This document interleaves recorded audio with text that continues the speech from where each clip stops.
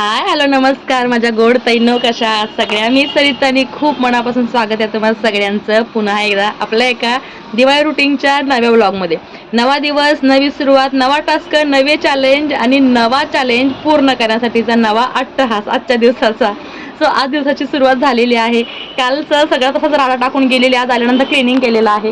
पाठीमागे बघा सगळं क्लिनिंग झालेलं आहे, चकाचक झालेलं आहे. बॅगा कुठल्या काय काढायच्या आहेत ते माहीत नाही, पण सगळ्या एकत्र करून ठेवलेल्या तिथे बॅगा. कोणाचं काय आहे कोणाचं काय आहे हे चेक करण्यासाठी.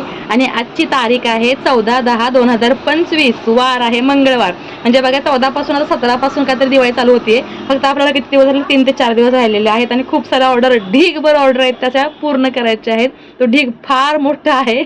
तर हे काल दुपारी नेलेले ब्लाऊज हेमिंगवाल्यांनी आता आणून दिलेत आणि रात्रीचे 4 ब्लाऊज आता जस्ट घेऊन गेलेले आहे. आणि कालचे हे पुन्हाचे 4 ब्लाऊज आहेत ते सुद्धा असेच प्रेस न करता पडलेले आहेत, कारण काल खूप वेळ झाला होता त्याच्यामुळे.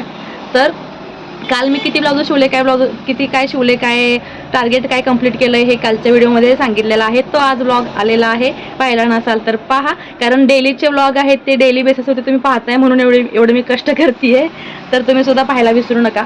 आणि हे बघा खूप सारे ब्लाऊज आता आहेत आपल्याकडं, ते प्रेस करायचे आहेत. आणि हे प्रेस केल्यानंतर हँगरला लागतील, म्हणजे ह्याच्या ज्या ज्या क्लायंट आहेत त्या येऊन घेऊन जातील. आता हा ब्लाऊज आहे, ह्याला लेस लावायला सांगितलेली बघा, पैठणी साडीवरचा ब्लाऊज आहे.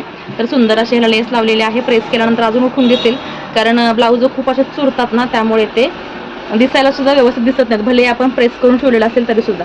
आणि हा ढीग आहे, हा आज मला कंप्लीट करायचा आहे प्रेस करून हँगरला लावून. हँगर पण बरेचसे मोकळे आपले झालेले आहेत मागे 10-12, त्याला हे ब्लाऊज बसतील.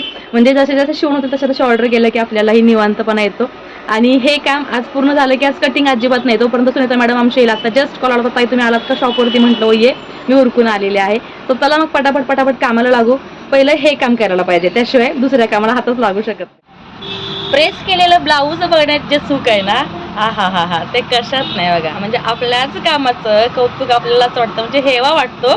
आणि नाही का पाठ थोपटावी वाटते आपलीच आपल्याला. कारण प्रेस केल्यानंतर ब्लाऊज इतकं सुंदर दिसतं, त्याचा प्रॉपर जो सुंदरपणा आहे किंवा ब्लाऊज घातल्यानंतर कसं दिसेल हा जो लुक आहे तो आपल्याला असा ह्या ब्लाऊजमध्ये पाहायला मिळतो. प्रिन्सेस कटचा पफ म्हणा, हे म्हणा, इतकं सुंदर ब्लाऊजचा दिसतो आहे तो प्रेस केल्यानंतरच दिसतं. बऱ्याच ताई मला म्हणतात, अगं ताई किती वेळा प्रेस करते, किती वेळ ब्लाऊज एकाच हातात घेते.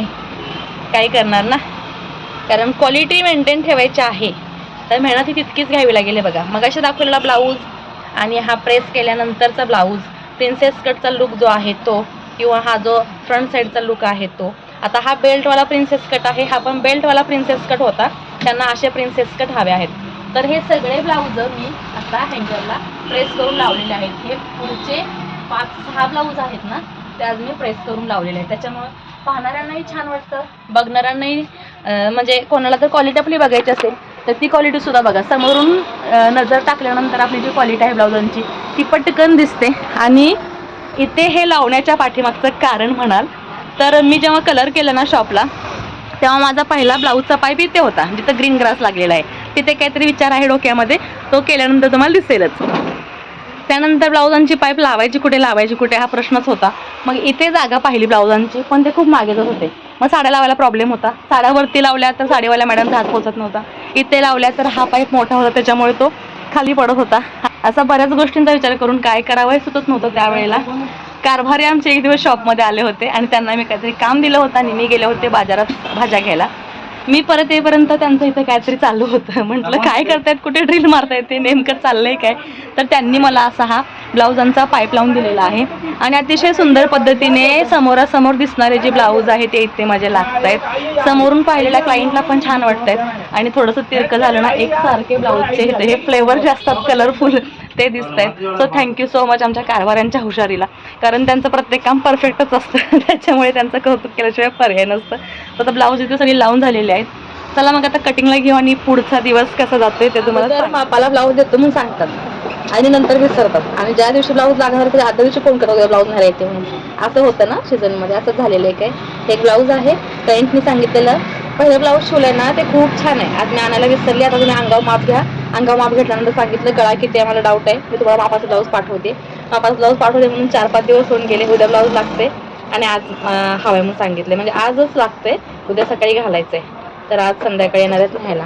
आता ते कापायला घेतलंय आणि अगोदर सांगितलेलं मॅडमनी की मापाचं ब्लाऊज येते तुम्हाला मी कशा हिशोबाने गळा शिवा, कारण त्यांना गळ्यात कन्फ्युजन होतं. आणि काल म्हणे आता मी विसरली, आता मी ऑफिसमध्ये आहे, आता काय करू, तुम्ही दिलेल्या मापाप्रमाणे शिवा. हे अगोदरच क्लिअर केलं असतं तर आतापर्यंत माझं ब्लाऊज शिवून झालं असतं ना.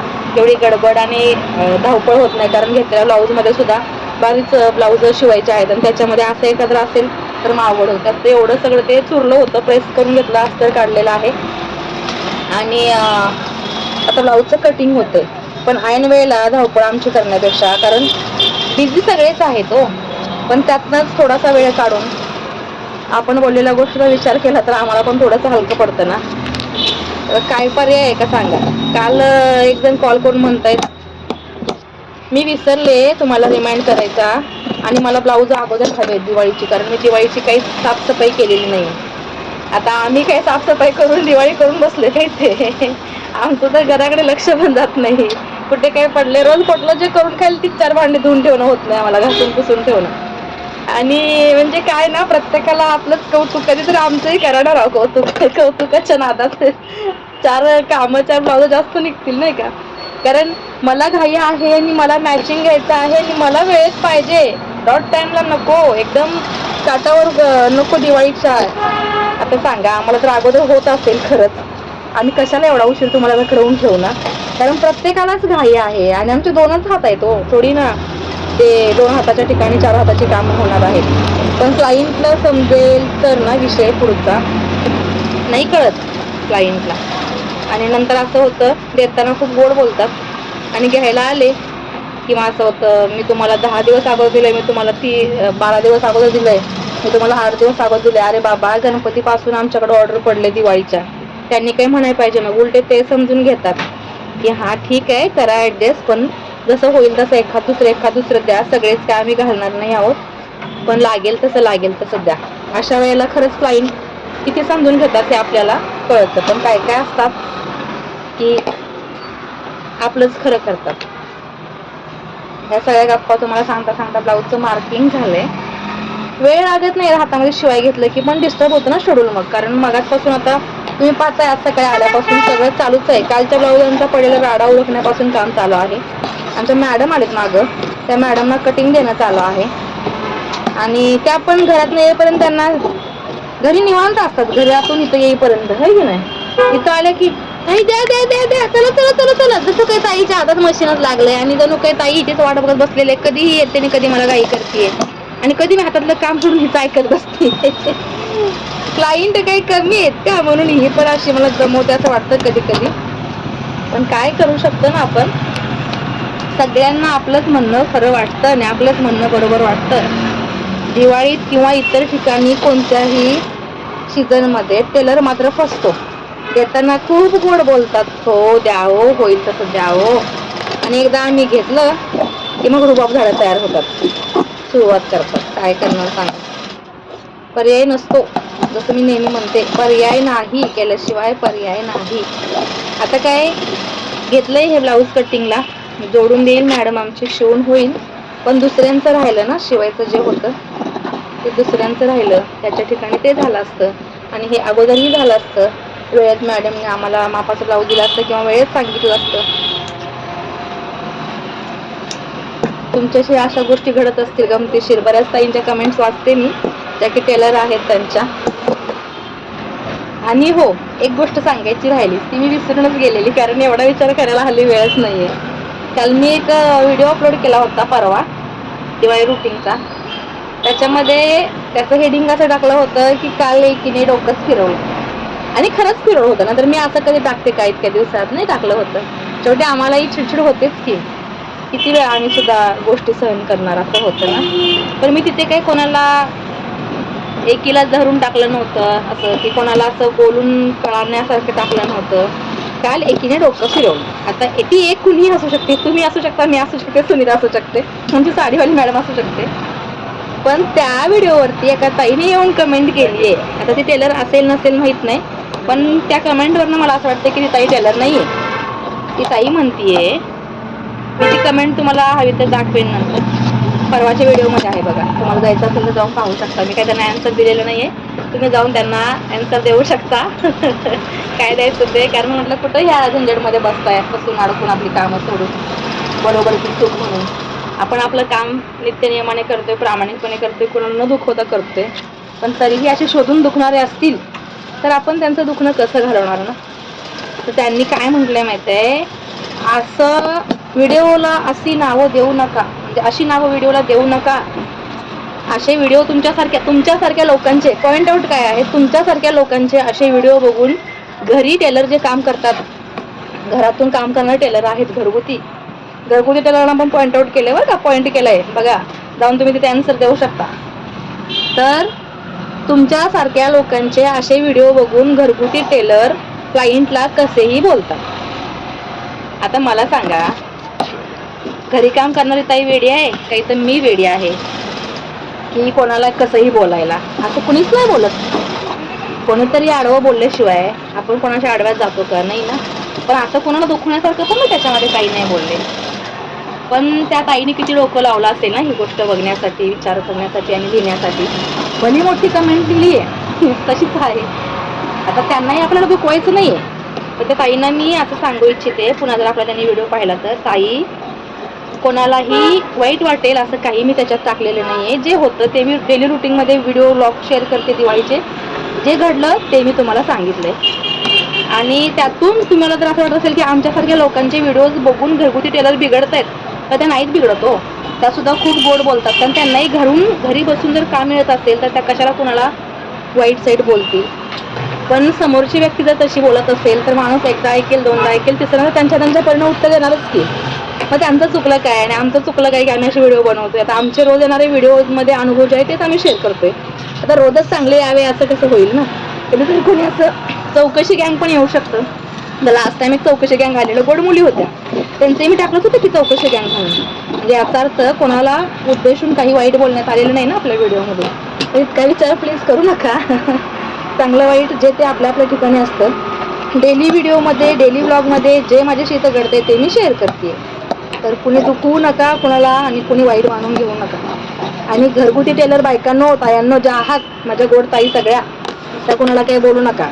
कारण तुम्ही एखादीला बोलायला झालं ना ती मला तिथे ब्लेम करेल की तू असा व्हिडिओ टाकला होतास बाई म्हणून ही बाई मला अशी बोलली. तर प्लीज असं कोणाला काही बोलू नका. चला मग आता हे ब्लाऊज कटिंग झालंय, हे कटिंग मागे देते आणि पुढचं दुसरं कटिंग शोधते कोणाकोणाचं काय काय. एक ब्लाऊज नवीन आले आपल्याकडे क्लायंटचं, फर्स्ट टाइम शिवायला आले. त्यांचं हे मापाचं आहे आणि हे शिवायचं आहे. हे अस्तर कटिंग करते. ह्याच्यात एक मला वेगळी गोष्ट दिसली म्हणून तुम्हाला म्हटलं हे डिस्कस करते काय आहे कसं आहे. 4 टक्सचं ब्लाऊज आहे, 40 साईजचं आहे.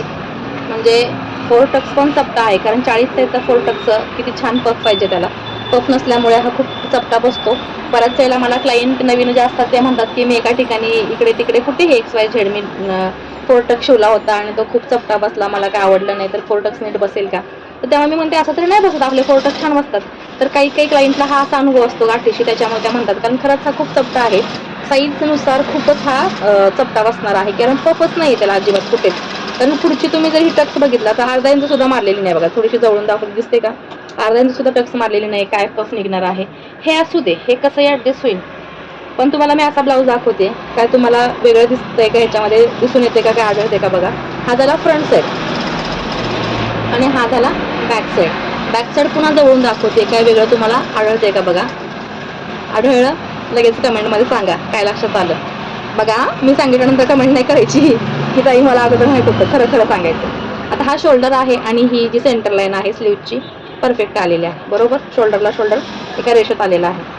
तर या साईडचा शोल्डर बघाल तर बघा पाऊण इंच पुढे गेलेला आहे आणि पाऊण इंच पुढे गेल्यामुळं इथं स्लीव्स पण त्याने अशी सेंटर घेऊन हे केली आहे आणि हा सेंटर इकडे आलेला आहे. सेंटर लाईन पाहिजे कुठून, इथून जिथून शोल्डर आहे, म्हणजे या पद्धतीने. पण त्यांना पाठीमागचा भाग उंचीला कमी पडला असेल, त्यामुळे त्यांनी पुढचा भाग मागे उंचीमध्ये ॲड केला आहे आणि उंची पाठीमागची लेवल केली आहे बघा. पाऊण इंचाचा फरक आहे. माझ्या बोटाच्या खाली तुम्हाला दिसत असेल इथे, ते पाऊण इंचाचा फरक आहे. त्यामुळे पुन्हा ब्लाऊज फिरवते. पाठीमागच्या ब्लाऊजला तुम्हाला काय इफेक्ट जाणवतोय का बघा. आता बघा इथे जो आहे हा शोल्डर बरोबर असल्यामुळे इथे हा उंची दोन्हीची सेम आलेली आहे आणि हा शोल्डर मागे घेतल्यामुळे त्यांनी ह्याच्या उंचीमध्ये फरक किती पडलाय बघा. हे बघा सेंटर मी ते झालं आहे 1 इंचचा फरक पडला. म्हणजे ते कमरेची पट्टी जी आपली आहे ती पूर्ण ओपन दिसते. म्हणजे हा पुढचा भाग एवढा कमी झालेला आहे. आणि हे ब्लाऊज घातल्यानंतर त्यांनाही जाणवत असेल ही गोष्ट की ब्लाऊज वर चढतोय वगैरे. त्यांनी बऱ्याच चेंजेस करायला सांगितले, त्यामुळे लक्षात नव्हतं आलं, पण आता हे मी मेजरमेंट घेताना लक्षात आलं. तर तुम्ही काय असं काही काम करत असाल तर प्लीज करू नका. आता काय झालंय, त्यांना तो प्रॉब्लेम त्यांना माहिती आहे. एक सेंटर आलाय, दुसरा सेंटर आलेला नाही. ॲक्च्युली यायला तर पाहिजे दोन्ही पण सेंटर, पण एक आलाय बरोबर, एक आलेलं नाही. तर अशी कामं केली की क्वालिटी खराब होते. क्लायंट आपल्याला पुन्हा येईल की नाही डाऊट असतो. सो काम क्वालिटी वाजवून द्या आणि मग हे वाजवून द्या. कोणी तर मला नाही म्हणणार नाही, बरोबर की नाही सांगा. त्याला मग आता मी माझ्या पद्धतीने कटिंग करते. मला मेन गोष्टी याच्या भेटलेल्या आहेत. उंची किती पाहिजे, गळे किती आहेत, काय जे माप आहे ते भेटले. त्याच्याशी माझं काही देणं घेणं नाही की हे असं झालं माझा ब्लाऊज असं होणार, असं नाही आहे. त्याच्यापेक्षा सुंदर क्रॉप माझ्या ब्लाऊजचा येणार आहे. म्हणजे तुम्हालाही माहीत आहे, तुमच्या ब्लाऊजला सुंदरच काम होते, सुंदरच क्रॉप होते. तेवढी छोटी टक्स टाकू नका. साईज मोठी असली की तो ब्लाऊज चपटात बसतो. म्हणून आपल्याला क्लायंट समोर म्हणतात एका ठिकाणी शिवला होता आणि तो काय बरोबर बसला नाही, असं तुमच्याकडे येणारा क्लायंट तसं म्हणायला नको, बरोबर ना. आता एक ब्लाऊज दाखवला तसाच सेम हा ब्लाऊज आहे, मापाचा आलाय. आज 2 ब्लाऊज लागोपाठ आहेत. ॲक्च्युली आहेत एकाच घरची ती. आता काय सांगितलेलं मी मागच्या ब्लाऊजमध्ये की शोल्डर जो आहे तो अनइवन झालेला आहे. म्हणजे मागाच्या ब्लाऊजमध्ये उंची कमी पडत होती म्हणून पाठीमागे उंची वाढवलेली, पुढचा भाग 1.5 इंच मागे घेऊन. आता इथं उंची कमी पडते म्हणून पाठीमागचा भाग पुढे घेतलाय. अर्धा इंच आणि 1 सूत, म्हणजे जवळपास 1.5 इंच आहे. त्याच्यामुळे ब्लाऊज फिटिंगमध्ये कसं बसेल हा प्रश्न येतोच. पण थोडासा सेंटर सुद्धा चुकतो, आर्म होलला घट्ट होऊ शकतो हा ब्लाऊज. आता दोन्ही साईडचे आर्म होल तुम्हाला जर मोजून दाखवायचे म्हटलं तर जो सेंटरचा आहे तिथे दाखवते किती आहे, तो 7.5 इंच आहे. आणि जो हा पुढे आलेला आहे तो मला कमीच वाटतोय. तो बघा, कमी वाटतोयच नाही, कमी आहेच. हे बघा 6.25 इंच आहे. म्हणजे 1.5 इंच तुम्ही इथे कपडा जो पुढं पकडलाय ना, तो 1.5 इंच तुमचा इथे आर्म होल कमी झालेला आहे. आणि त्या केसमध्ये ब्लाऊज मुंड्यामध्ये अडकतं, फसतं, वरती चढत नाही. आता हे झाल्यानंतर इकडे सुद्धा मी लावून दाखवते शोल्डरला शोल्डर. हे बघा कमी जास्त दिसते, जवळून दाखवते. हा कमी पडलेला मुंडा आहे आणि हा वाढलेला मुंडा आहे. म्हणजे ब्लाऊज एका ठिकाणी तुम्ही थोडीशी चूक कराल तर ती चूक प्रत्येक ठिकाणी होत जाते. कारण त्यांनी त्याहून काय केलंय, सेंटर हल्लाय तो हल्लाय, ह्याला पफ दिलेले आहेत. हा बघा सेंटरचा पफ इथे दिलेला आहे, चून इकडे एक आणि इकडे एक दिली आहे. पण सेंटरची घडी घातल्यानंतर मागे बॅक साईडला चूनच नाही आहे, सगळ्या चून पुढे आले. तशा या केसमध्ये नाही आहेत. इथे थोड्या तरी, म्हणजे आता इथे थोडी चून मागे पुढे झाली आहे, पण आता सेंटर बरोबर आहे तर सेंटरला चून येते. इकडे चून सेंटरला येत नाही, शोल्डर सेंटरला येत नाही, मुंडा कमी पडतोय. त्यावेळेला बऱ्याच ताई म्हणतात की ताई ब्लाऊज मुंडा काही केलं तर ब्लाऊज मुंड्यामध्ये घट्ट होतोय, वरती चढतच नाही. तर इथे जर तुमचा ब्लाऊज घट्ट होत असेल, इथून वरती चढतच नसेल, इथे जर फसत असेल, इथे अडकून बसत असेल, तर यामुळे याचं रिझन हे आहे की ब्लाऊजचा आर्म होल दोन्ही साईडचा तर सेम पाहिजे ना. डावा उजवा जरी असला आपला तर आर्म होलमध्ये कधी डावा उजवा नसतो, खाली दंडामध्ये असू शकतो, इकडे नसतो फारसा. असेल तरी थोडासा 1 इंच असू शकतो. 1.5 इंच अर्धा इंचचा डिफरन्स कधीच येत नाही. सो हे जे ब्लाऊज आहेत हे 900 का टेलरने शिवलेले असतात किंवा त्यांना ह्या डिटेल्स माहीत नसतात. त्यासाठी मी सांगते, इन्स्टा पेज असो या यूट्यूब असो, आपलं स्टिचिंग सरिताचे कटिंग्स पहा. कटिंगमध्ये खूप साऱ्या टिप्स मी बिगनरसाठी देत असते. अशा जर तुम्ही मिस्टेक करत असाल तर ह्या मिस्टेक तुमच्या होणार नाहीत आणि सुधारतील, काम छान होईल. आता मी एकामागे 2 लागोपाठ ब्लाऊज आले म्हणून तुम्हाला सांगतेय. बाकी तुमची मर्जी. इन्स्टा पेज मात्र फॉलो करायला विसरू नका, तिथं मात्र माझी मर्जी. सकाळपासून कंटिन्यू हा चालूच आहे, कुठे काही कसं थांबलेलं नाही. आता जस्ट चहा ब्रेक झालेला, ब्रेकमुळे जरा एनर्जी येते आणि पुन्हा नव्यानं काम उत्साहात चालू होतं. तर आज किती ब्लाऊज कापले का? 6-7 ब्लाऊज कापले आज. त्यातले 7 मधले 2 फक्त मी शिवून झाले. दोन्हीला पण एकाला पॉप्स होते. 2च शिवले का मी, अजून शिवले? 2च शिवले, मला आठवत नाही, आता टेन्शन आलंय. त्यानंतर हा एक परकर पोलका आहे एका छोट्या मुलीचा, त्यांना पण हवा आहे, तर तो आता कटिंगला घेतलाय. कपडा सुंदर आहे आणि ह्याच्यामध्ये आपल्याला परकर पोलका शिवायचा आहे. जवळपास 25 इंच स्कर्टची उंची आहे. म्हणजे 5-6 वर्षाच्या मुलीचा हा परकर पोलका आहे. त्याने कपडा एकत्र आणलाय आणि सांगितलंय ह्याच्यामध्येच परकर पोलका बसवा. 2.5 मीटर कपडा आहे, त्याच्यामध्ये काय काय बसतंय ते पाहूया. तर सगळ्यात अगोदर अस्तरचं ब्लाऊज कटिंग करून घ्यायचं आहे आणि याला छान पफ स्लीव्ज किंवा देवसेना स्लीव्ज शिवायचे. आता ह्याला पहिलं कटिंग करते म्हणजे बाकीच्या गोष्टी आहेत. सुनीताला जोडायसारखी ब्लाऊज अजून आहेत सोबत, त्याच्यामुळं हे कटिंग झालं की मग क्लायंट संध्याकाळचे पाहता हे शिवून होईल. अजून एका क्लायंटचा वन पीस आणि ड्रेस आहे, त्यांना पण आज द्यायचं होतं, पण न झाल्यामुळे त्यांच्याकडून अजून अर्धा दिवस मागून घेतलाय. जवळ येतात ना दिवाळीचे दिवस, तसं काउंट डाऊन सुरू होतं आणि टेन्शन येतं माहिती की होईल की नाही असं टेन्शन येतं. चला मग आता ह्याला कटिंग करते आणि पुन्हा तुमच्यासोबत गप्पा मार. जो परकर पोलका शिवायचा होता तो कटिंग झालाय आणि कटिंग झाल्यानंतर तुम्हाला एक कटिंग कसं केलंय ते सांगते. 5-6 वर्षाच्या मुलीचा परकर पोलका आहे. कटिंगमध्ये काय काय केलेलं आहे पाहूया चला. आता सर्वात अगोदर तर मी इथे हे ब्लाऊज आहे छोट्या मुलीचं, ते कटिंग करून घेतलेलं आहे. डबल लेअर आहे, पुढचा भाग आणि पाठीमागचा भाग. पहिला अस्तर कटिंग केलं आणि 10.5ची उंची आहे, त्याच्यामध्ये मार्जिन घेतलं आपलं वाढवायचं आहे. ते इथे 13, 12.5 म्हणजे 25 इंचाची छाती आहे. त्यात चौथा भाग घेतलेला आहे आणि हे कटिंग केलेलं आहे. शोल्डर इथे 5.25 घेतलेले आहे आणि मुंड्याचा पार्ट 4.5 घेतलेला आहे. तुम्हाला माप टाकताना प्रॉब्लेम होईल म्हणून. आणि इथे 1.25-2.5 इंचाची रुंदी घेतलेली आहे. पाठीमागचा गळा थोडा बंद आहे 2 इंचापर्यंत आणि पुढचा गळा 3 इंचापर्यंत आहे. त्यानंतर इथे पफ स्लीव्ज करायचे आहे, तर हे काठपुडे येतील आणि ही स्लीव्जसाठीचा कपडा आहे पफसाठी. त्यानंतर ही डोरी आहे कशासाठी, कमरेसाठी. आणि हा कमरेचा पार्ट आहे पाठीमागचा, म्हणजे खालचा स्कर्ट आहे किंवा आपला परकर आहे त्याचा. डबल कपडा घेतलेला आहे. हा 4 पदरी कपडा आहे. उंची घेतलेली आहे, उंचीमधून -2 इंच 2.5 इंच हा बेल्ट केलेला आहे जो कमरेला येईल. आणि अस्तर याचं ह्याच्यापेक्षा 1 इंच कटिंग केलेलं आहे कमी. हे पण डबल लेअर आहे, म्हणजे हे पण बघा डबल लेअर आहे, हे पण इकडे डबल लेअर आहे. ज्या पद्धतीने कटिंग झाले आणि या कमरेच्या नाडीसाठी केलेलं आहे. शिवून झाल्यानंतर पुन्हा तुम्हाला ते दाखवेनच कसं शिवले किंवा कसं त्याचा लुक.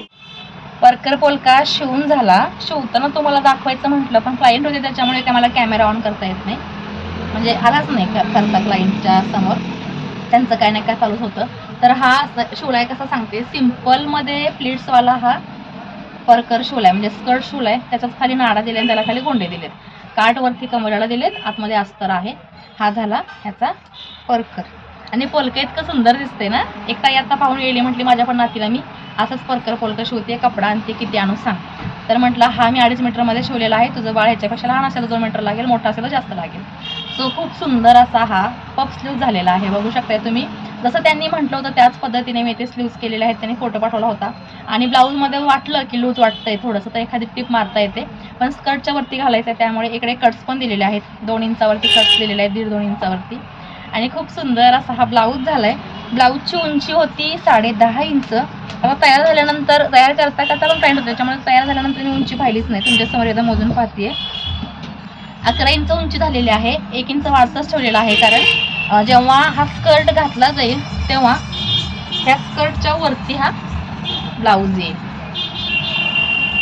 हे बघा त्याच्यामुळं. आणि मुलींची उंची ना पटकन वाढते, त्याच्यामुळे थोडंसं वाढीव ठेवलेलं कधीही चांगलं. असा तो पॅटर्न दिसेल काहीचा. सुंदर दिसतोय ना ब्लाऊज. तरी मला प्रचंड आवडला. लहान मुलांचं शिवायला खूप आवडतं, पण वेळ खूप खातं, त्याच्यामुळे असं वाटतं मग जेमते मोठ्यांचे आपल्या रेग्युलर आहे तेच यावं. हे करायला हाऊस वाटते, पण ते कटिंग वगैरे सगळं कॅल्क्युलेशन करता खूप वेळ जातो. सो हा फायनली झालेला आहे. आता हे बाजूला ठेवतीये आणि जे राहिलेलं काम आहे ते काय काय राहिले ते तुम्हाला दाखवतीये बघा. आता एक क्लायंट आलं होतं, त्याच्या अगोदर तुम्हाला क्लायंटची खोड दाखवतीये कशी असते. तुम्ही म्हणाल ना ती कशी असतात. आता हा सॅटिनचा कपडा आहे. इतका हा सिंपल आणि सुळसुळीत आहे. ह्याला बघा किती सुंदर हातशिलाई केली आहे बघा, म्हणजे जवळून दाखवते. खूप सुंदर हातशिलाई झाली आहे खरंच. म्हणजे सांगायचं आहे म्हणून सांगत नाही किंवा माझं काम आहे म्हणून सांगत नाही, करणाऱ्याने सुद्धा खूप सुंदर केलेले आहे. ह्या कपड्याला धागा खेचला जातो, ओढला जातो, तरीसुद्धा खूप सुंदर अशी ही हातशिलाई केलेली आहे पूर्ण डीप नेकमध्ये. आणि त्यांना ब्लाऊजला अगोदर लेस लावायची नव्हती, घरी सापडली म्हणून त्यांनी कारण काढले. कारण काय शोधले बघा, ही लेस लावायचे कारण काय शोधले. आपलीच ताई आहे काय करणार. पण बघा ना तिचं म्हणणं आहे इथे तुम्हाला इथे कुठं चून दिसते का बघा प्रॉपर हे केल्यानंतर, तर हलकीशी एक थोडीशी चून, कारण राऊंड आपण हे क्लिअर केल्यानंतर कपडा थोडासा कुठेतरी निघतो, तो इथं निघालाय. हे घातलं की खूप खराब दिसतंय. आता खरं सांगते, आमच्या या हातशिलाईवाल्या मॅडमनी खरंच खूप सुंदर काम केले. नावं ठेवायला कुठेच जागा नाही. या कपड्याला हँडल करणं म्हणजे खरंच खूप डोकेदुखी असते, तरीसुद्धा खूप काम केले छान. पण एवढी आमची मेहनत केलेली आहे ही पाण्यात घालण्यासाठी. क्लायंट काय काय आयडिया शोधतात. त्यांना आता ही लेस लावून पाहिजे आहे आणि ही फ्री ऑफ कॉस्ट हवी आहे. मॅच होत नाही आहे तरीसुद्धा हवी आहे. असो, क्लायंट असेच असतात. तर आज 7 ब्लाऊज कटिंग केले होते. क्लायंट पाहता पाहता त्यातले हात शिलायला गेलेत 2 4 हात शिलायला गेलेत. 4 मधले 2 आले, 2 गेलेत. आणि हे अजून आजच्या ब्लाऊजातले 3 ब्लाऊज आजच्या कामामध्ये वाढ झालेली आहे, म्हणजे भर पडलेले आहे. हे पेंडिंग पडले आहेत आणि हा ब्लाऊज आहे हा उद्या करायला लागेल, कारण ह्याचं क्लायंट परवा दिवशी येते. 14 तारीख आहे. हा 14 तारखेचा टास्क आहे. 7 मधले 4 शिवून झाले, 3 शिल्लक राहिले आणि पहिल्यातलं 1 आहे, म्हणजे 4 शिल्लक राहिले. हे ब्लाऊज पण झाले असते, पण हा परकर पोलका आहे छोट्या बेबीचा, तो करता करता मग म्हटलं हे कधी पण अचानक आले तर पंचायत होईल, तर हे पण उद्या येतील. हे करून ठेवलेलं आहे. आणि सगळ्यात महत्त्वाचं जे क्लायंटचं द्यायचं आहे ते काय आहे ते राहिलेलं आहे सांगते. काउंटरवर घेतलं आहे. काउंटरवरती ब्लाऊज हातशिलेवरून आलेले आहेत, ते अजून प्रेस करायचे आहेत. पहिले ब्लाऊज देऊन गेल्या मॅडम आमच्या, दुसरी ब्लाऊज घेऊन गेल्या. हे बघा, हे सकाळी दिलेले ब्लाऊज आहेत. हे दुपारी दिलं होतं, अर्जंटचं होतं ते. आणि हे सकाळी आज सकाळी दिलेले हातशिलेला. काल रात्री लेट झालं म्हणून ती म्हटली उद्या सकाळी नेते. तर हे 3 करून आणलेले आहेत.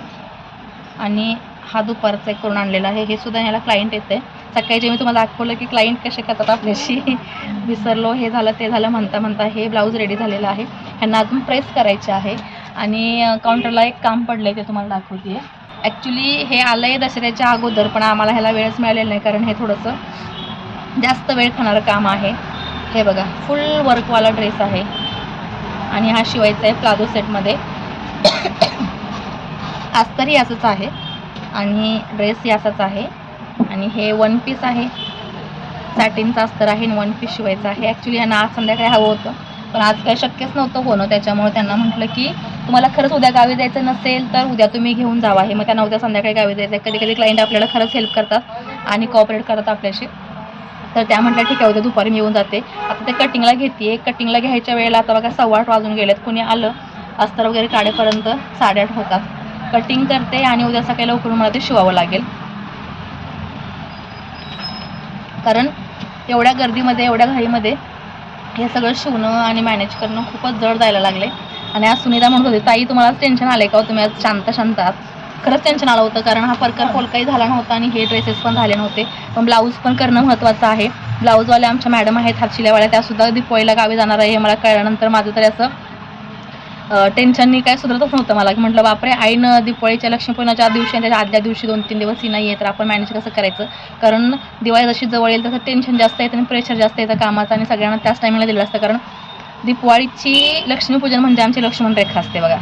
एरवी माझीच नाही सगळ्या टेलरांची, एरवी एखादा दिवस मागे पुढे चालतं, कुठलाही सण कसाही निघून जातो, पण दिवाळी म्हणलं की खरी परीक्षा असते. लक्ष्मीपूजनाला सगळ्यांना हवं असतं, सगळ्यांना म्हणजे सगळ्यांना. आणि आज आम्हाला कॉलवरती एवढ्या लोक असे म्हणतात की 10 दिवस अगोदर दिलं आहे, 8 दिवस अगोदर दिलं आहे, 15 दिवस अगोदर दिले. अरे 15 दिवस अगोदर तुम्ही दिलं आहे खरं, पण ते 15 दिवसापासून तुमच्या अगोदरच्या ज्या पेंडिंग कामं आहेत, रेग्युलर आमची कामं चालू आहेत. त्याच्यामुळे असं पण नाही की आम्ही कामं करत नाही अजून काम संपत नाही आहे. आता तुम्ही तर मागे फिरून म्हणते ताई आपल्या पिशव्याच कमी होत नाहीत, एवढं शिव आपण शिवतोय, पिशव्याच कमी होत नाहीत. हे बघा, तिकडून तिकडे तिकडून इकडे सगळ्या पिशव्या उचलल्या जातात. आणि सकाळी मी म्हणतो तुम्हाला या पिशवीमध्ये मला कटिंगला घ्यायचं आहे, ह्यातलं एकही कटिंगला घेतलेलं नाही, दुसऱ्याच पिशव्या निघाल्या होत्या कुठे कुठे इकडे तिकडे ठेवलेल्या. त्याच्यामुळं जैसे ते काम पडतंय, जैसे ह्या पिशव्या पडतायत आणि जैसे त्या ऑर्डर पण पडतायत. आणि कॉलवरती आपल्याला क्लायंट म्हणते अहो मी एवढे दिवस अगोदर दिले, तेवढे दिवस अगोदर दिलं आहे, आणि आज नाही म्हटलं तर 6-7 क्लायंट मी रिटर्न घालवलेत. एक जण आली मला म्हटली 19 पर्यंत मिळेल का, म्हटलं ऑर्डरच बंद केलं ताई आम्ही, एवढं बुकिंग आमचं फुल झालं आहे, व्हायला पाहिजे ना. थोडा विचार केला, काउंटरला थांबली, बिचारी न्यू क्लायंट होती. आणि मग मला म्हणते मग तुम्ही 20 पर्यंत द्याल का मला. म्हटलं हो 20ला दिलं काय, म्हणजे 21 पर्यंत द्याल का. म्हटलं 21ला दिलं काय आणि 19ला दिलं काय, मला द्यावंच लागणार आहे, पण माझ्याकडे बुकिंग एवढं फुल झालं आहे, त्याच्यामुळे मला ते करणं शक्य नाही आहे. म्हणून आम्ही ज्या ऑर्डर आहेत त्या स्वीकारणंच बंद केले गेले 4 दिवस. कारण काय होतं मग सगळं नाही झालं तर उगीच आपल्यालाही हातातलं करता करता नाकीनं येतात आणि समोरचं व्हायचं आहे तर टेन्शन अजून जास्त बर्डन येतं. त्याच्यामुळे घरच्यांनी पण ताकीद दिलेली आहे, जेवढं जमेल तेवढंच करा, उगीच सणासुदीची धावपळ नको, आणि आपला पण सण होत नाही हो त्याच्यामुळे. तर आजचा हा असा रुटीन व्लॉग आहे. बघूया आता कटिंग केल्यानंतर काय काय होते आणि तुम्हाला पुन्हा दाखवतेच. त्याच्या अगोदर ह्या ब्लाऊजांना प्रेस करते आणि त्या हँगरला लावते. हँगरचे आज ब्लाऊज इकडे बघा सकाळी लावलेलं तसेच आज कुणीही ब्लाऊज न्यायला आलेलं नाही आहे. दोघी आल्या होत्या पण त्यांचे ब्लाऊज हेमिंगला गेलेलं, त्याच्यामुळे त्यांना मी नाही सांगितलेलं आहे उद्या परवा घेऊन जावं म्हटलं. आता हे ब्लाऊज पुन्हा आणि वाढतीलच. चला मग नेक्स्ट काय प्रोसेस झालेली आहे ते सांगून तुम्हाला भेटलं. ब्लाऊज प्रेस करून झाले, कारण प्रेस केल्याशिवाय त्याचा लुक जो आहे तो तुम्हाला माहिती आहे नीट येत नाही. त्याच्यामुळे खरंच सांगते बघा, ब्लाऊज प्रेस केल्यानंतर किती सुंदर वाटतं बघा, व्यवस्थित सेट होतं, व्यवस्थित अगदी फिनिशिंगला अजून 4 चांद लागत आहेत. सांगा आपलं काम जर असं असेल तर समोरच्याला का आवडणार नाही बघा. आता हे कटिंग बघा, ते प्रेस करता करताच मला इथे 9 वाजलेत आणि इकडे बघा बाकीचे ब्लाऊज सुद्धा प्रेस करून लावले. आता नेटच्या कपड्याचं कटिंग तर मी इथे केलं. तर हे बॉडी आणि स्लीव्ज आहे, हा नेटला येणार आहे 1 पीससाठी, त्याचं कटिंग चाललं आहे. आणि काउंटरवरती हा कपडा काही म्हटलं तर तो अजिबातच बसत नव्हता, सारखा खाली घसरायचा, कारण पन्ना कमी आहे, त्यामुळे आम्हाला कटिंगमध्ये थोडासा प्रॉब्लेम होत होता. मग मी काय केलं, सरळ सरळ इथला पसारा सगळा मागे सरकवला आणि इथे कपडा टाकलेला आहे. आता वरून बघा घडी कशी टाकलेली आहे, अशी फोल्ड केलेली आहे, तिकडे जॉईंट आहे, समोर तुम्हाला दिसत असेल तर. वरून आपल्याला कंबर जे हवे आहे, कंबर 40च्या आहे, 40च्या निम्म काढलेला आहे, 40चा 4था भाग, म्हणजे इथे आपल्याला 10 इंच आणि 1.5 इंच मार्जिन, असं 11.5 ते 12 इंच काढलेलं आहे, जे तुम्हाला निळं मार्किंग दिसते इथे. आणि इथे 1 इंच वरती गेलेले आहे कर्वमध्ये. त्यानंतर इथून आपल्याला 55 इंच पूर्ण 1 पीसची लेंथ हवी आहे. तर 55मधनं ब्लाऊज आपलं 14.5चं आहे, तर अर्धा इंच मार्जिनचं 15 इंच मायनस केलेलं आहे इकडे, म्हणजे अर्धा इंच मायनस करून, म्हणजे लमसम अर्धा इंच पकडले आणि मायनस केलेलं आहे. आणि 15 इंच मायनस केल्यानंतर 55मध्ये 2 इंच प्लस केलेले आहेत अजून शिलाई मार्जिन, खाली आपल्याला फोल्ड वगैरे करायला लागला तर. आणि त्यानंतर आपल्याला 42 इंच येतोय, या मार्किंगपासून इथपर्यंत 42 इंच आलेलं आहे, तुम्हाला इथे चॉकचं मार्किंग दिसेल. आणि पुन्हा 42 झाल्यानंतर मी काय केलं, त्या टोकापासून इथपर्यंत टेप लावला आणि हा टेप जो आहे तो 56.5 इंचावरती आलेला आहे, म्हणजे या टोकापासून या मार्किंगपर्यंत 56.5 इंच असं कंप्लीट हा सर्कल तयार करून घेतला बघा इकडे. आणि हे तुम्हाला दिसतं इथे जॉईंट येणार आहे आपल्याला, कारण आंब्रेला कटला पन्ना कमी असला की हा जॉईंट येतोच. तर इथे आपल्याला जवळजवळ ही लेंथ 15 इंचची येणार आहे इथून इथपर्यंतची, आणि इकडे कमी कमी होत जाणार आहे. तर आता ह्याची लांबी रुंदी मोजते आणि हे ह्याचं आंब्रेला कटचं कटिंग करून घेते, त्यानंतर याचं अस्तर कटिंग होईल आणि मग तुमच्यासमोर पुन्हा ह्याचं कटिंग सांगते, दाखवते काय काय केलं. तर हा पार्ट कटिंग केल्यानंतर आपल्याला जो हा पार्ट लागतोय तो या पद्धतीने कटिंग केलेला आहे. याच्या आतमध्ये हा सेट केलेला आहे इकडेपर्यंत, कारण हा कपडा खूप नाजूक आहे, इतका हलतोय, रिस्क न घेता ह्याच्यापेक्षा थोडासा जास्तच कटिंग केलेला आहे. तर आपल्याला हा जॉईंटचा पार्ट मिळालेला आहे आणि हा जो जॉईंटचा पार्ट आहे तो वरच्या बाजूला इकडे जिकडे कमी पडतोय तिथे लागणार आहे, या पद्धतीने. म्हणजे आपल्याला प्रॉपर अम्ब्रेला कट जो आहे तो या पद्धतीने असा मिळणार आहे बघा. वरती पण कंबर कट केलेले आहे आणि हा पीस इथे पिन लावून सेट केलेला आहे. आता हा अम्ब्रेला कट झाला, याचा आपल्याला अस्तर कटिंग करायचा आहे. याचा बराच कुटाणा झाला आहे. हा नेटचा आणि साटिनचा ब्लाऊज आहे, याच्या खाली इकडे ह्याचे स्लीव्ज आहेत, हे बघा इकडे स्लीव्ज काढून ठेवलेत, आणि हा सॅटिनचा घेर आहे. आणि 4 मीटर कपडा काढून पण आंब्रेला कटला पन्ना कमी असल्यामुळे अस्तर सेट होत नव्हता, त्याच्यामुळे मी कळ्या काढलेल्या आहेत त्याच्या. आता ते सगळं काय काय केलेलं आहे हे उद्याच्या पार्टमध्ये आपल्याला कळेलच, कारण आता जाम कंटाळा आलाय. आणि बघा टाइम पण झालाय, 9:45 झालेत, जाईपर्यंत 10 असेही होतीलच. तर आज दिवसभर कटिंग आणि स्टिचिंगनी म्हणता म्हणता ह्या घागऱ्याने फार वेळ दिला. परकर पोलगा सुद्धा हा पटकन झाला, ह्याला सुद्धा प्रेस वगैरे झाली. उद्या आता हे आले की लटकवून ठेवते, ब्लाऊजांना प्रेस करून तिकडे लावून ठेवले. आणि अस्तर 4 मीटर अस्तर काढून सुद्धा 1 पीससाठी ते पन्ना अस्तरचा कमी असल्यामुळे 32चा पन्ना आहे आणि मला जवळजवळ 40-42चा लागत होता. त्यामुळे अमरेला घ्यायला पण खूप जॉईंट होते, खूप वेळेला आलटी करून पाहिलं पण ते काय बसे ना. मग शेवटी मी त्याला कळ्या कट केलेल्या आहेत. तर किती कळ्या कट केल्यात, काय कट केल्यात, जवळजवळ 8 ते 10 कळ्या लागत आहेत. कंबर पण आहे, साईज पण आहे 40ची, त्याच्यामुळे 44चा चेस्ट साईज आहे, 40ची कंबर आहे, त्यामुळे कळ्या काढल्या सरळ सरळ. आणि उद्या आल्यानंतर आता हे काम करणार आहे, कारण आज एवढा 1 पीस झाला असतं तर बरं झालं असतं, पण संध्याकाळी थोडे क्लायंट होते त्यामुळे वेळ गेला त्याच्यामध्ये. आणि बरेच कामं पेंडिंग राहिले. 4 ब्लाऊज पेंडिंग पडले आणि 1 पीस आणि ड्रेस पेंडिंग पडला. ड्रेस तरी खूप विचित्र आहे, पूर्ण स्टोनचा आहे, तर त्यांना कॉल करून सांगायला लागेल की थोडंसं लेट या, उद्या क्लायंट न्यायला येणार आहेत त्यांना. तर आजचा हा धावपळीचा दिवस, आज आहे तारीख 14/10/2025, वार आहे मंगळवार. म्हणजे मंगळवारपासून दिवाळी किती दिवस राहिली ते मला सांगा. खूप कमी राहिली आहे. आणि अजून क्लायंट येतात ऑर्डर घ्या म्हणून, तर आम्ही काय ऑर्डर बुकिंग घेईना झाले, कारण बुकिंग ऑलरेडी झालेलं हे संपेना, म्हणून सध्या स्टॉप केलेलं आहे बुकिंग. हे ऑर्डर झाल्या कंप्लीट वेळा असेल तर एमर्जन्सीमध्ये घेऊन लागली शिवून देता येईल, पण हे झाल्याशिवाय आता काहीच पर्याय नाही आहे.